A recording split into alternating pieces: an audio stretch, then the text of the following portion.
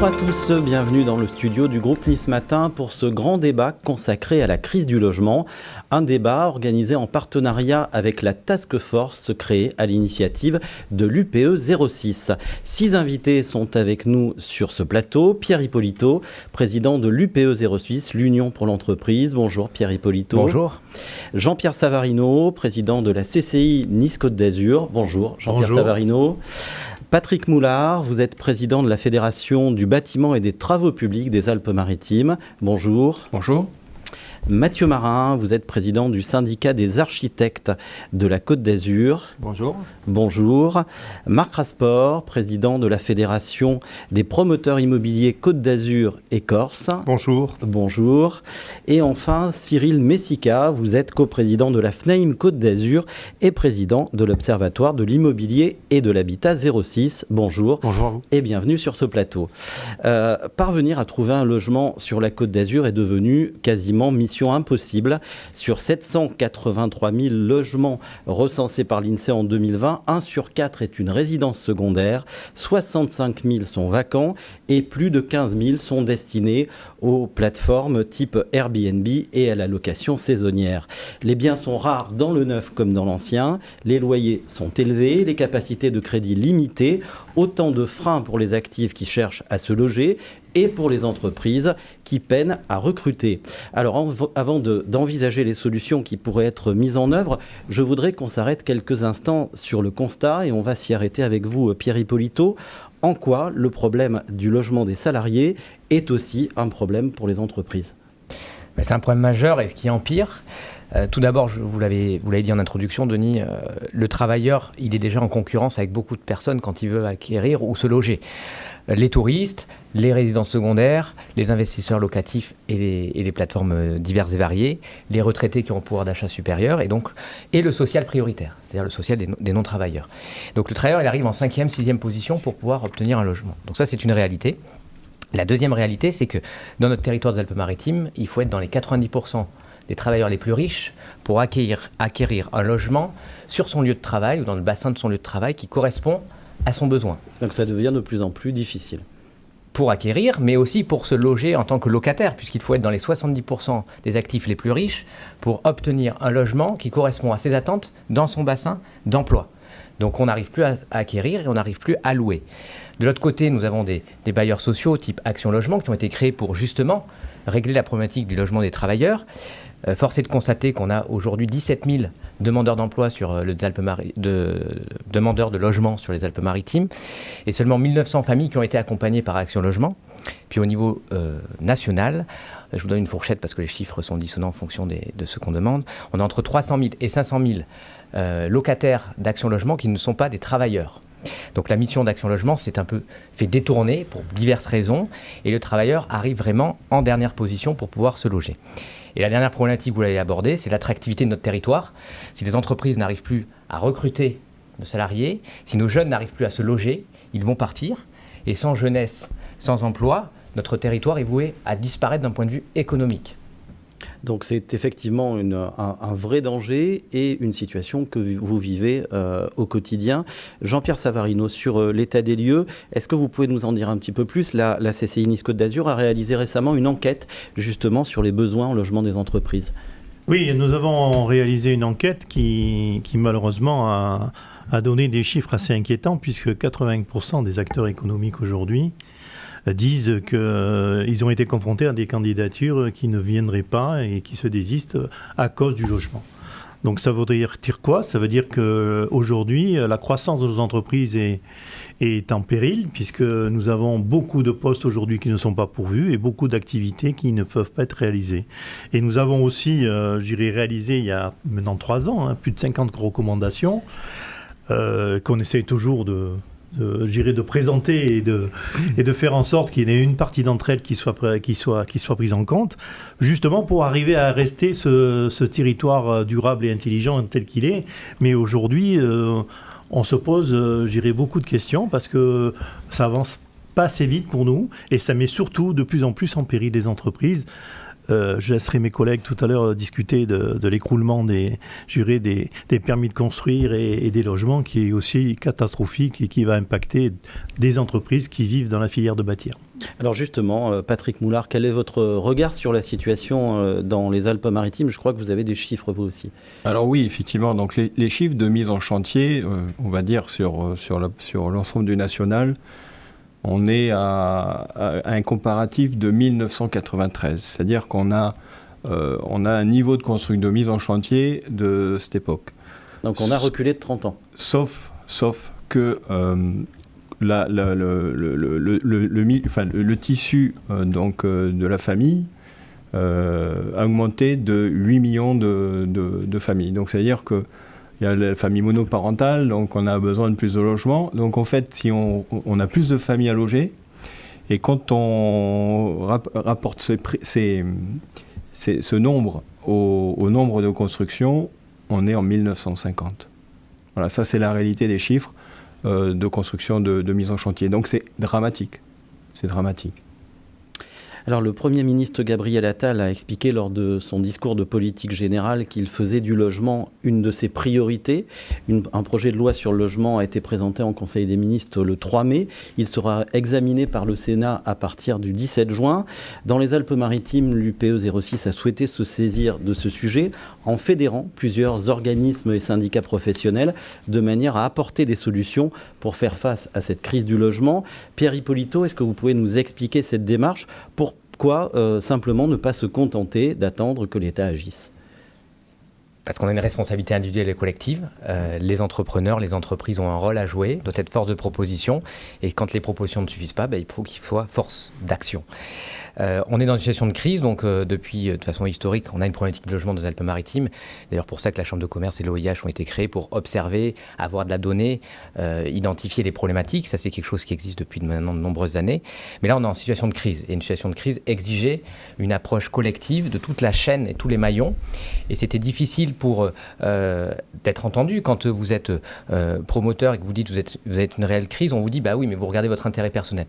À l'UPE 06, on a voulu avoir une approche collective pour dire non, c'est pas le problème des promoteurs, c'est pas le problème du bâtiment, c'est pas le problème des architectes ou c'est pas le problème des agents immobiliers, c'est les problèmes de toute la filière et c'est le problème du citoyen du territoire. Et donc on a voulu collectivement parler d'une même voix, faire comprendre aux citoyens de notre territoire que le logement allait aller dans le mur et qu'il fallait que ça devienne un sujet citoyen, un sujet politique pour que le ministre du Logement, pour que nos députés, nos sénateurs prennent la mesure de la crise dans laquelle nous nous engageons. Pierre Hippolito, de votre point de vue, la mesure de cette crise, elle est prise aujourd'hui par le gouvernement. Encore une fois, Gabriel Attal fait du sujet une priorité. Est-ce que ça suit ? Force est de constater, ça fait maintenant plus d'1 an qu'on évoque ce sujet-là. Les propositions de loi ne sont toujours pas arrivées. On a eu des petites annonces de réformettes. Mais dans une situation de crise, ce n'est pas des réformettes qui règlent le problème. Il nous faut des réformes de profondeur. Il nous faut des actions innovantes. Et l'innovation législative, malheureusement, a disparu depuis de nombreuses décennies dans notre territoire. Justement, on va aborder le chapitre des solutions. Marc Rasport, on le rappelle, vous êtes président des promoteurs immobiliers Côte d'Azur et Corse. Des solutions peuvent être mises en œuvre à différents niveaux, alors au niveau local, mais aussi et surtout au niveau national. J'évoquais la loi sur le logement qui sera bientôt examinée.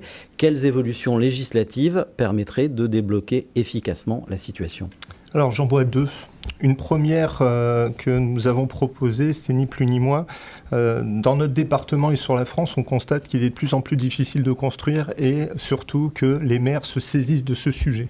On a de moins en moins de maires bâtisseurs et une des propositions que la FPI a proposées, ni plus ni moins, c'était d'orienter une partie de la TVA qui était collectée aux maires bâtisseurs parce que, comme vous le savez, malheureusement, elles ont de moins en moins de dotations, donc elles ont de plus en plus de mal à investir sur le territoire. C'est un élément qui est difficile à assumer et si on leur reversait une partie de la TVA, ça permettrait de pousser ces éléments-là. Le deuxième élément qui est à prendre en considération, il est aussi national mais tout à fait local. Malheureusement, aujourd'hui, dans les logements et le prix de vente tel qu'il est déterminé, il y a un impact qui pèse très très fortement, c'est le prix du logement social. Aujourd'hui, ce prix du logement social, depuis 17 ans, a très peu évolué. Il y a à peu près 1 an, la métropole a souhaité faire augmenter ce prix, ce que nous saluons parce que nous en avions besoin. Mais aujourd'hui, si on prend et si on met une inflation sur le prix tel qu'il avait été déterminé il y a 17 ans, le prix devrait à peu près osciller à 3 500 € hors taxe, où aujourd'hui il est à 2 500, donc 1 000 €. Et ces 1 000 € malheureusement se retrouvent dans le prix du logement libre qui sont justement pour les concitoyens.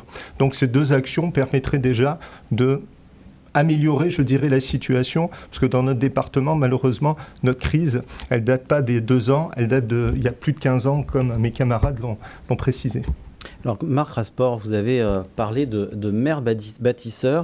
Je voudrais faire réagir du côté des architectes Mathieu Marin.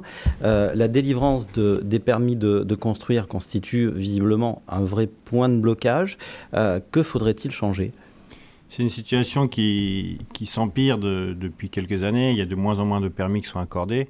On arrive à des seuils de plus en plus bas de permis accordés. Et en fait, ce qu'il faut bien comprendre, c'est que les règles d'urbanisme sont édictées par les maires eux-mêmes. C'est les communes qui établissent leur plan d'aménagement pour l'avenir. Pierre parlait de politique d'aménagement du territoire ou du logement. Tout part de là. Le maire est un acteur majeur dans la... Est-ce qu'il a trop de pouvoir, le maire, d'une certaine manière ?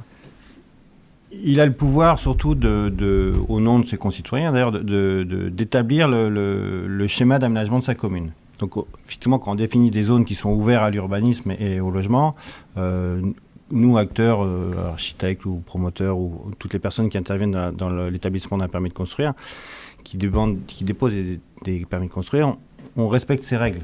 Et aujourd'hui, la problématique qu'on rencontre, c'est que les maires ne respectent pas leurs propres règles.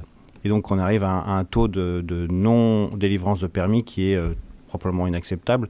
Je pense qu'il n'y a aucun domaine autre en France où on ne respecte pas les règles de cette manière. Sur la route, on respecte les vitesses et on a le droit de rouler. Ce que vous nous dites, c'est qu'un certain nombre de maires font ce qu'ils veulent ?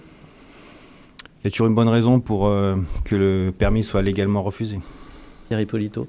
Oui, je pense que ce n'est pas forcément une volonté des maires à part entière, c'est qu'ils sont élus par des électeurs qui ne veulent pas qu'on leur cache la vue. Donc l'intérêt individuel prime sur l'intérêt collectif et on est maintenant tellement dans des carcans administratifs que même s'ils ne veulent pas forcément bloquer un projet, s'ils ne le poussent pas, administrativement, on a tellement de contraintes diverses et variées que le projet meurt avant même d'être déposé. Donc c'est aussi un sujet administratif de nos problématiques. Oui, parce qu'effectivement, on manque de logements, mais paradoxalement, c'est de plus en plus difficile de construire. Il y a à la fois la partie réglementaire, il y a les recours, il y a le fait que les gens acceptent difficilement des constructions nouvelles. Comment ça se gère, ça, Marc Rasport ?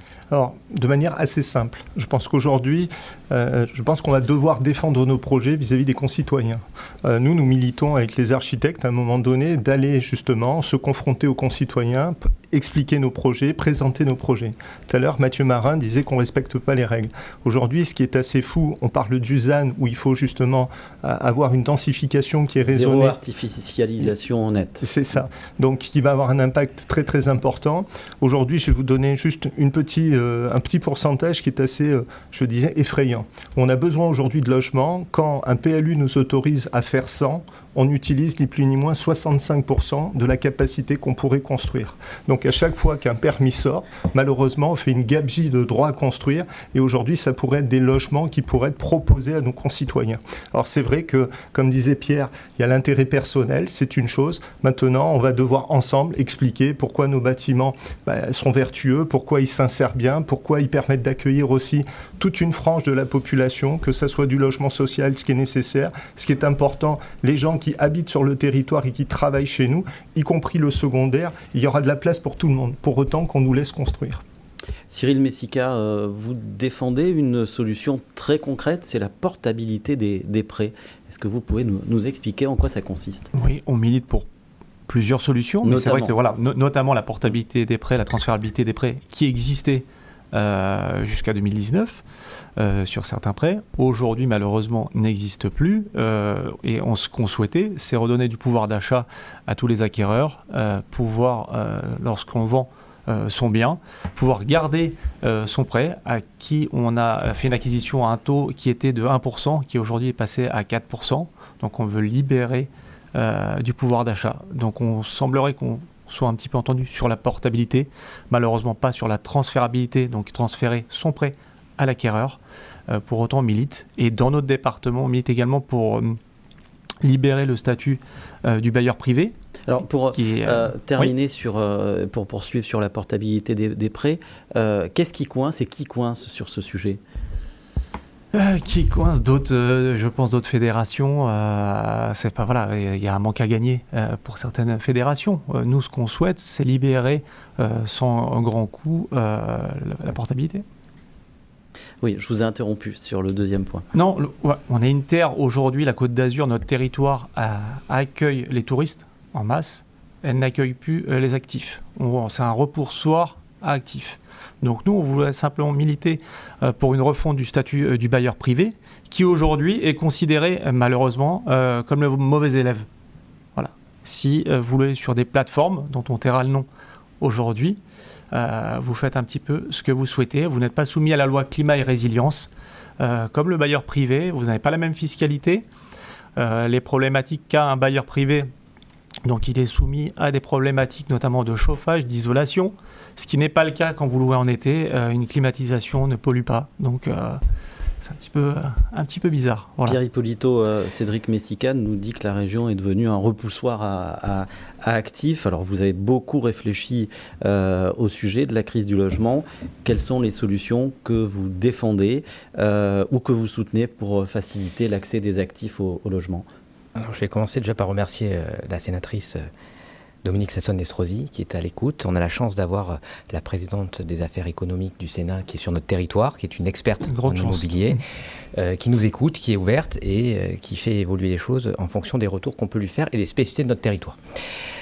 Première proposition, ce serait d'avoir vraiment un statut de bailleur d'actifs. C'est une demande notamment aussi portée par la FNAIM. On a les bailleurs sociaux, mais on a besoin de bailleurs d'actifs, de bailleurs de travailleurs et dédiés aux travailleurs. On a besoin aussi de permettre aux entreprises qui le souhaitent de pouvoir avoir un cadre réglementaire qui lui permette d'acheter ou de loger ses salariés et de lier indirectement le contrat de travail au logement. Ça, c'est assez novateur. Ça, c'est de l'innovation. Ça n'existe pas. Ben, je vous ai dit qu'on a besoin d'innovation pour sortir de la crise. Et puis, c'est ce qui manque en France et qu'on s'enterre chaque année dans du défaitisme. Donc, il faut être innovant. Donc, ça, c'est des propositions qui existent. On a le député Da Silva qui porte cette proposition de loi depuis avril 2023. Comme quoi, la crise a été... Les propositions existaient déjà depuis plus d'1 an. Malheureusement, pour on va dire, frilosité législative et d'intérêt individuel, on a du mal à être innovant sur ces propositions-là. Et je dirais qu'on a vraiment besoin, dans l'état d'esprit, d'avoir une discrimination positive en faveur des travailleurs. Sans travailleurs, sans entreprise, aucun modèle social n'est possible en France. Et donc, on a vraiment besoin de travailler cette valorisation de ces travailleurs-là. Donc, cette discrimination positive, elle passerait par quoi ? Elle passerait par une priorité pour les logements, pour les actifs, par rapport à d'autres. Aujourd'hui, si vous voulez les critères des bailleurs sociaux, un actif arrive souvent, malheureusement, après d'autres populations. Je prenais qu'un exemple sur ce qui est officiel à Paris. Si vous êtes expulsé de votre logement et que vous avez une procédure, parce que vous n'avez peut-être pas payé votre logement, vous êtes prioritaire par rapport à un actif qui demande le même logement que vous. Vous avez plus de points d'attribution. Ça ne privilégie pas la valeur travail. Ça ne privilégie pas les travailleurs. Nous, à l'UPE 06, en tout cas, nous, on défend les travailleurs, on défend les entreprises, parce que c'est elles qui créent de la valeur et c'est elles qui créent de la richesse qu'après, on peut éventuellement se partager. Patrick Moulard, quelle est de votre côté la mesure principale que vous portez donc au nom de la Fédération du bâtiment et des travaux publics ? Alors, il est vrai que le statut de bailleur privé, c'est une évidence, donc on combat aussi. Donc là, vous vous rejoignez tous. Oui, complètement, tous. Non, mais ça, c'est une évidence. Donc là, la task force est alignée sur ce point-là. Oui, forcément. Et alors, on avait milité pour la loi SRU, pour que la loi, en tout cas, que les LLI soient intégrés au SRU. C'est, on va dire, on attend que les textes soient adoptés, mais en tout cas, c'est une bonne chose. Malheureusement, c'était quand même, moi, quand je rencontrais nos élus, c'était un peu, ils se cachaient derrière le problématique de la loi SRU. C'est-à-dire, on ne bâtit pas parce qu'on a une loi SRU qui nous contraint. Demain, si ils nous disaient, il faut lever cette loi et d'intégrer les logements intermédiaires donc, dans la loi SRU pour qu'on puisse développer les programmes. Bon, Maintenant que ça risque de passer, on verra. On verra s'ils seront en tout cas au rendez-vous par rapport à ce qu'ils nous ont tous bien vendu. Voilà. Et il est évident qu'on voit aussi une étude qu'on avait faite avec Pierre, donc sur le MEDEF, sur les bassins d'emploi. Donc bassin d'emploi, vous avez le bassin niçois, le bassin métropolitain de Nice, le bassin Cannes-Grasse et puis le bassin Sophia Antipolis. On a des mutations tous les matins de gens qui habitent et qui ne travaillent pas forcément dans le bassin. C'est quand même entre Sophia Antipolis et Métropole, c'est 20% de l'actif qui prend l'autoroute, qui nous sature les autoroutes, qui nous sature les acteurs économiques. On va pas parler non plus des transports. On pourrait faire une autre émission sur la mobilité. Mais c'est clair. Mais aujourd'hui, c'est une vraie évidence. C'est-à-dire que nos maires, les maires des bassins, il faut qu'ils prennent conscience que quand ils ont une activité économique, il faut qu'ils construisent pour les actifs. Voilà. Ça, c'est plus que vital. Mathieu Marin, est-ce que les solutions que vous défendez, que vous portez, pourraient être d'ores et déjà appliquées, du moins certaines, sans modification du cadre réglementaire ? Juste pour rebondir sur ce que vient de dire Patrick Moulard, effectivement, il faut que les collectivités prennent en conscience leur plan d'aménagement du territoire, parce qu'effectivement, le transport, habiter, travailler, tout ça, c'est des choses qui doivent être parfaitement unifiées dans un document qui produit des plans d'urbanisme cohérents. Et aujourd'hui, j'ai exprimé tout à l'heure la difficulté d'obtenir des permis. Je pense qu'il faut dépassionner cette instruction. Il a existé préalablement des instructions qui étaient plus faites par l'État et qui étaient assez plus objectives par rapport à l'application des règles.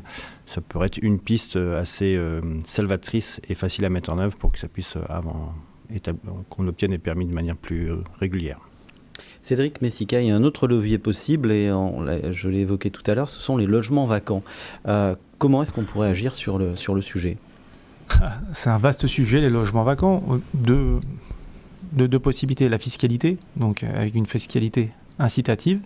Et la deuxième chose, c'est faciliter les sorties de locataires qui, eux, séjournent à l'année. Donc la difficulté pour les bailleurs, la majorité des bailleurs refusent de louer à l'année pour des difficultés de sortie. La complexité de la procédure aujourd'hui, c'est 2 ans, si tout se passe bien, en cas d'impayé.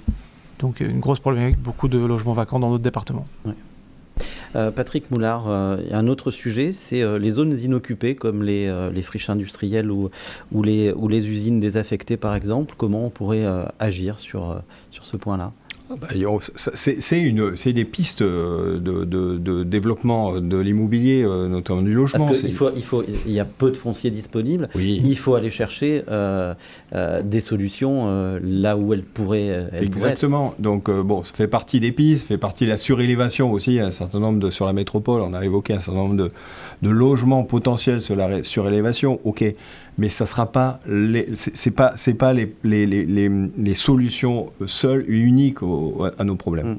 Mais d'une certaine manière, il est difficile d'avoir une solution qui permette d'avancer efficacement, et c'est peut-être l'addition de solutions, et même de solutions qui peuvent paraître marginales, qui peuvent permettre d'avancer aussi. Exactement. Non, mais c'est tout ce qu'on milite, mais également sur des bureaux. Il y a des bureaux aussi, on pourrait transformer des transformations de bureaux en logements. Mais il y avait une réglementation qui ne permettait pas jusqu'à il y a 2 ou 3 ans. En tout cas, dans les installations électriques. Aujourd'hui, c'est possible. Donc, oui, mais il faut que l'opinion publique, monsieur, madame, tout le monde entende ce qu'on est en train de dire, parce que c'est réellement là qu'il faut qu'on fasse bouger les codes, parce que nos élus, quand ils vont aller nos citoyens, quand ils vont aller déposer des bulletins de vote, il faut qu'ils aient en tout cas cette vraie volonté de changer les codes de nos élus. Parce que c'est plus possible. On ne peut pas dire on veut changer, mais pas chez moi. Et ça, malheureusement, c'est un peu le mal français. Alors, vous avez évoqué les uns et les autres la fameuse loi SRU. Marc Rasport, on sait qu'elle est susceptible d'évoluer. De quelle manière devrait-elle évoluer si on était dans un monde idéal ? Alors, dans un monde idéal, je pense qu'aujourd'hui, il faudrait intégrer l'intermédiaire à cette loi SRU, puisque c'est quelque chose qui a été demandé. Il y a un autre élément qu'il faudrait aussi ajouter, puisqu'aujourd'hui, le logement intermédiaire ne peut être fait que par l'institutionnel. Et une des propositions qu'avait fait la FPI, c'est ni plus ni moins que le particulier puisse lui aussi faire du logement intermédiaire et puisse proposer à un loyer très attractif ce logement intermédiaire. Je pense que ça, c'est une très très bonne chose. Puis après, sur la loi SRU, je pense que sur tous les secteurs, on n'a pas besoin peut-être des 35%, d'avoir une réflexion sur se dire où sont véritablement les besoins et répondre à ces besoins-là. Aujourd'hui, je pense que le logement social va aussi devoir se réformer, parce qu'à l'intérieur de ces logements sociaux, beaucoup de gens restent presque à vie dans le logement social. On n'a plus malheureusement la possibilité de faire un véritable parcours résidentiel et sortir les gens du logement social. Et malheureusement, moins il y aura de logements, moins on sera en capacité de pouvoir donner une solution dans ce parcours résidentiel. Alors manifestement, le gouvernement veut s'attaquer à ces sujets. Il y a d'ailleurs des déclarations qui font polémique. Les uns et les autres sur la loi SRU, qu'est-ce que vous attendez très, très concrètement ? Thierry Polito. Alors, je vais commencer. Pour moi, la loi SRU, elle n'a plus de sens, puisque quand vous avez 60 à 70% de la population qui dépend des critères de logement social, c'est plus un logement social, en fait, c'est un droit au logement.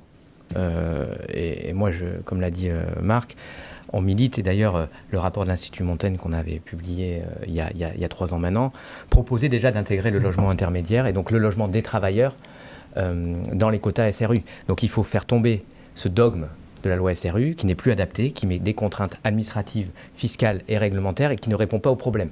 Si la loi SRU réglait le problème du logement, on n'aurait aucun problème en France de logement.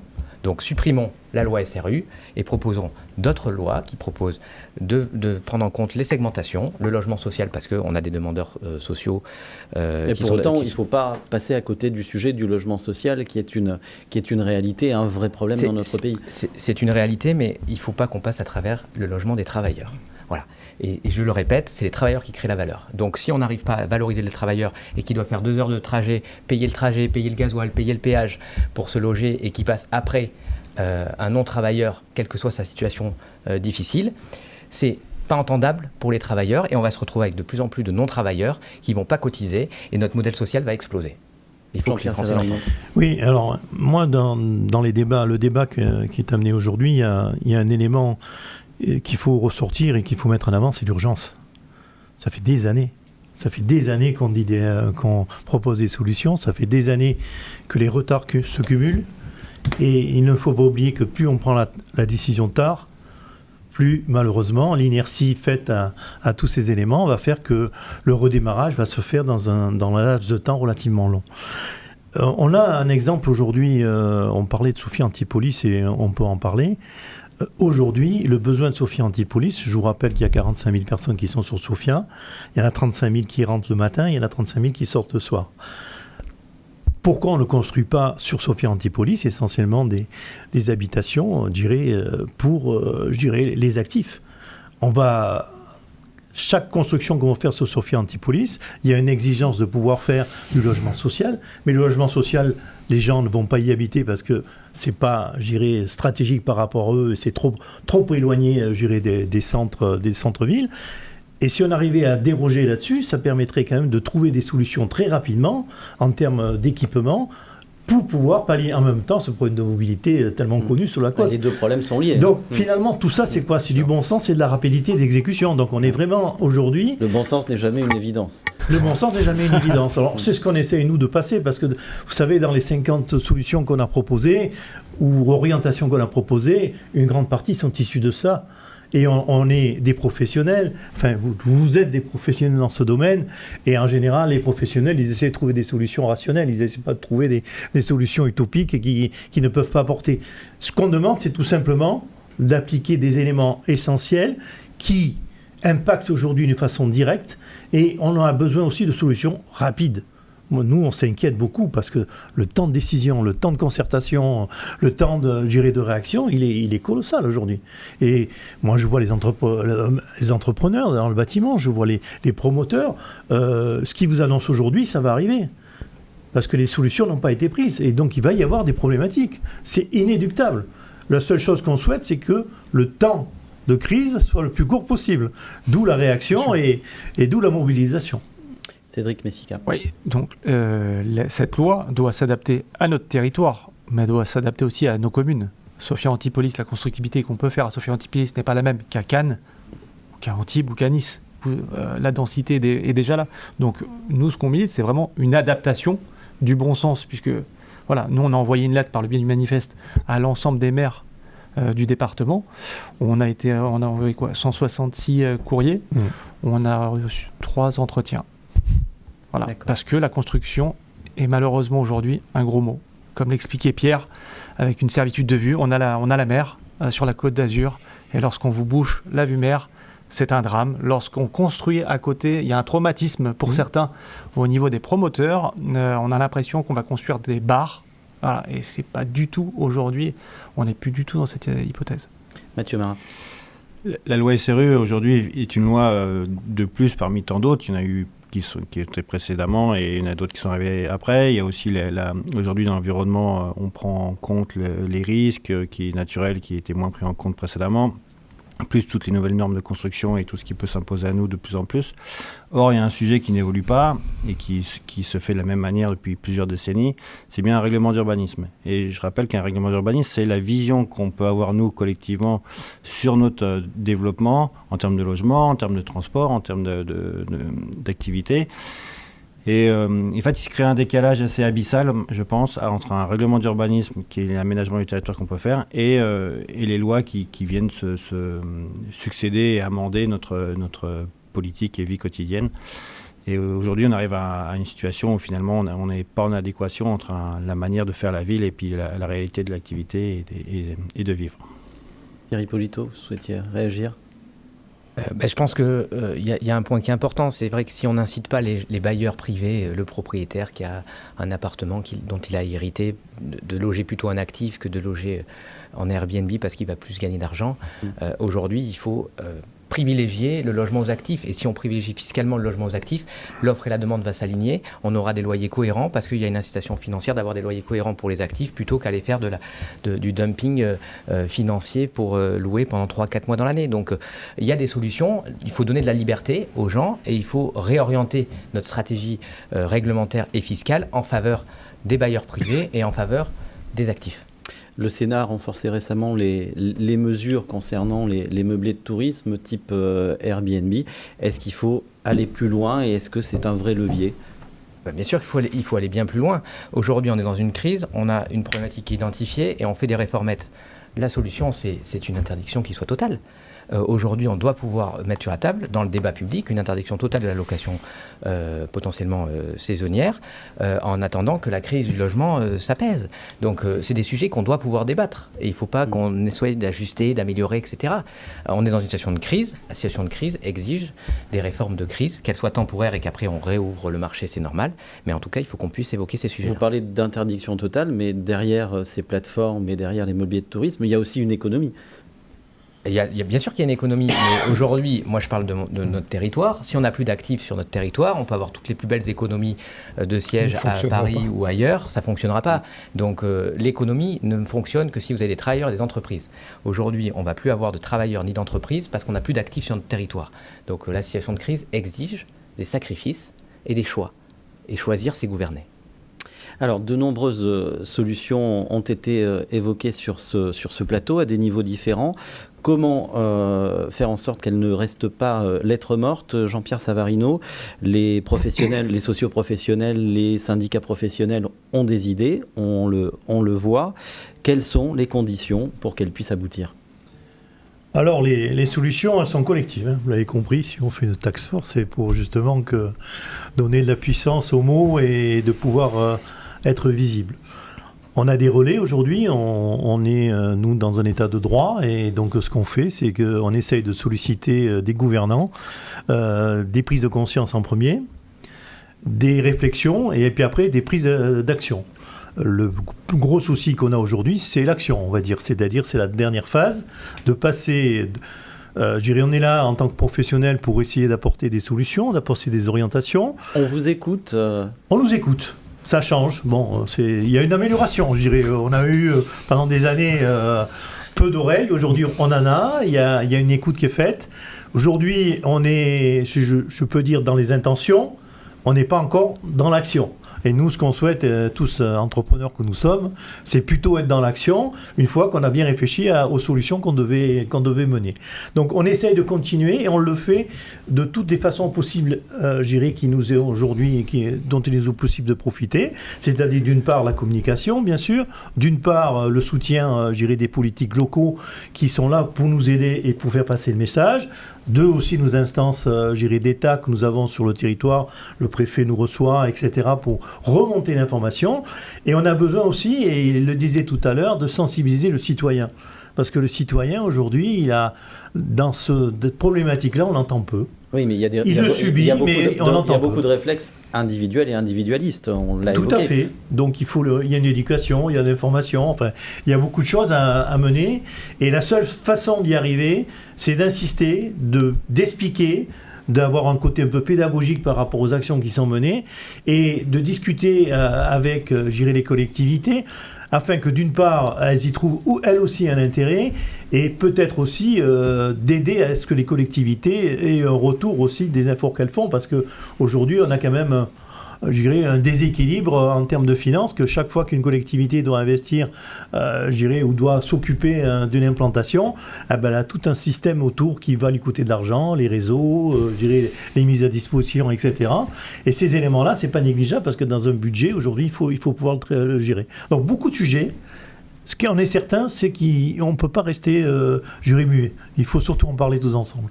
Mathieu Marin, qu'est-ce qu'il faudrait pour arriver à être écouté et faire en sorte que ces solutions aboutissent ? Je pense qu'effectivement, comme vient de le dire Jean-Pierre Savarino, il y a une prise de conscience collective qui doit s'opérer. On ne construit pas du logement pour faire du logement ni pour faire de l'activité. C'est parce qu'il y a réellement un besoin, il y a l'éclatement de la famille, il y a des travailleurs saisonniers, travailleurs réguliers. Et aujourd'hui, quelle que soit la famille ou l'habitant du territoire, on est tous touchés par ce problème-là. Et on a tous quelqu'un de notre famille qui ne trouve pas de logement, on a tous quelqu'un des entreprises qui n'arrivent pas à recruter.